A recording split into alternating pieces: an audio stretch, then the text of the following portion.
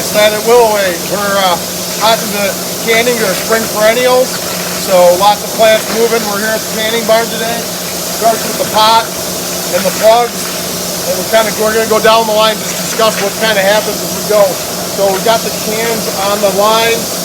Soil comes in. We fill them a little full because there's a little compression there. And you can see the guys here are working on trays. They're putting the plants and picking them out and putting them, make sure they get them centered in the pot. Make sure they're pressed in good and the right depth too. It's really important for them to dry.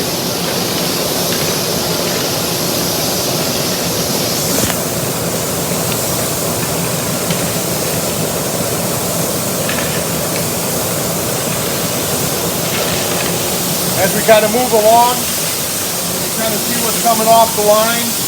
He's scooping fertilizer onto the top. It's a 4 to 5 month slow release. And it kind of comes down the line.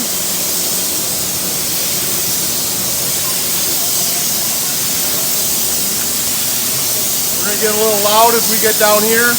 We have our label epithet for our tags. And air, we have some brushes that brush any dirt off the pot. And then blow air onto it to make sure it's clean. Those are a very high, the sticker is really good adhesive on it, weatherproof, so it stays on there really well. And then we're not running risoles on this because this comes from a rosette, but some of the things we'll apply risoles in the agronomic risole machine is behind me. We use a parboiled rice. That risole, what that does for the plant is it keeps a little bit more moisture in the pot, but it's also mostly for weed control because that dries out quickly and doesn't allow weeds to germinate in it. So we get weed control with it. So as we come down the line a little further, water's applied to each plant, watered in, and then we take them off the line and put them onto the wagons to go out to the nursery to their set down location.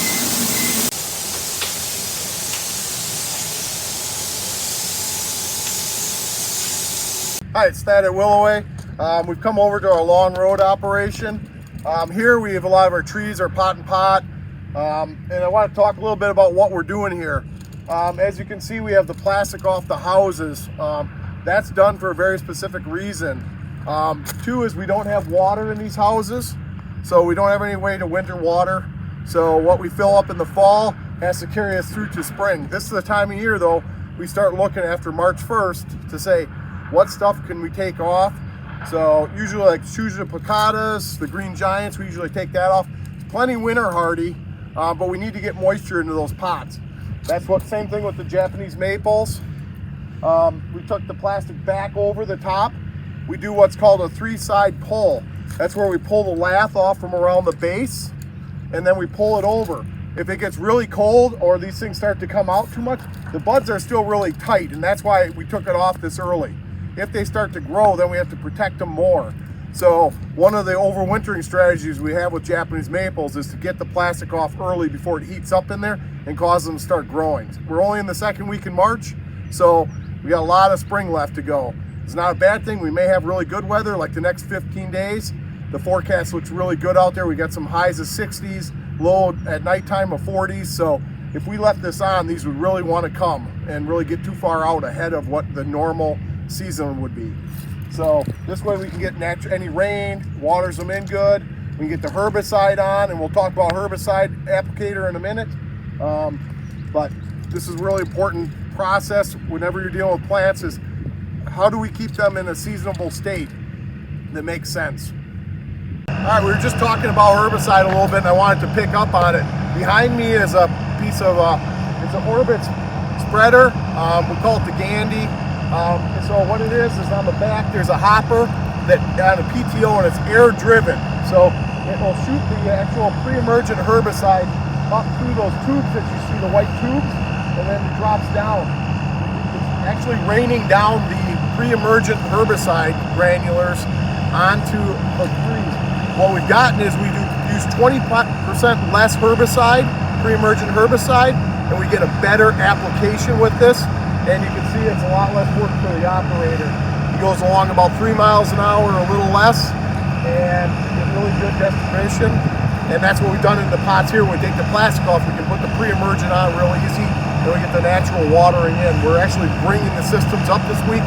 If we don't get rain within a certain amount of time, we'll actually water in our pre-emergent herbicide with our pond water.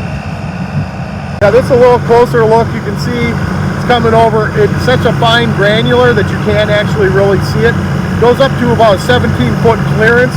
That arm can be raised or lowered, but we usually like to keep it up at that height. That helps with the distribution it's calibrated for. So as he comes around here, we'll get some more shots so you can see the back of it. This was custom fabricated. We have one here at this farm that we use at Long Road and Avon, and then we have one also at our Huron location. Yeah, so you can see the backside now. You can see the hydraulic arm with the hoses going up.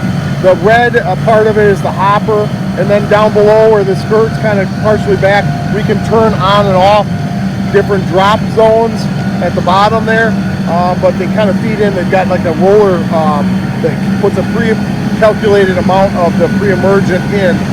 And one of the things, if we pan to the right a little bit in the field, you see a tan tray in the field, and that's a calibration tray, so we know we're getting the right amount of product down. That's that at Willoway. We're here. We stopped at a ginkgo crop. This is autumn gold ginkgo in a 15-gallon. These are all ready to go right now. Great time to plant in spring here. Lots of moisture. Frost has come out of the ground here. Most places it's good, shortly it will be out. But these are ready to go. Our field is starting to dig this week and out here on next week. So we'll have B&B becoming available here shortly to ship. But one of the things I want to talk from a growing aspect of like autumn gold ginkgo is, one is ginkgos are very hard to get good branching in. And I think we do a fantastic job here. And I'll say a lot of it is the tree trimmers that we've got here. Ginkgos do not like to develop a central leader very well. So we do a few things when they're young. We limb a lot of the branches off and keep pushing that everything up into that middle central leader.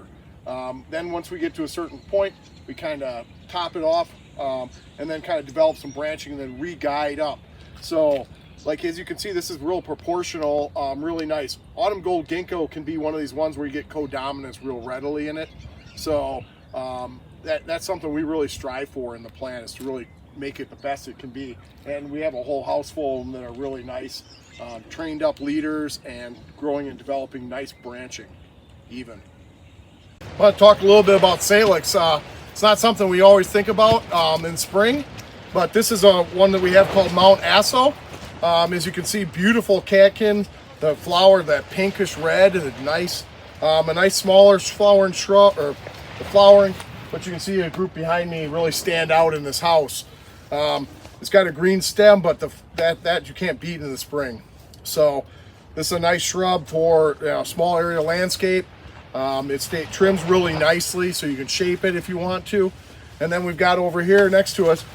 All right, so another Salix we got. This one's called Winter Torch. You can see that nice coral color in the stems. Another one that's real easy to trim and shear. A real sustainable, hardy plant on the market. So we're actually taking the plastic off this house today. It's getting a little too warm, so we're bringing stuff on a little too quick. This hasn't broken bud or anything yet, so we're in really nice shape with this. Again, something to consider in the landscape. That's something you always think about as a spring plant that you want to have in your yard, but I think you need to take a look at them.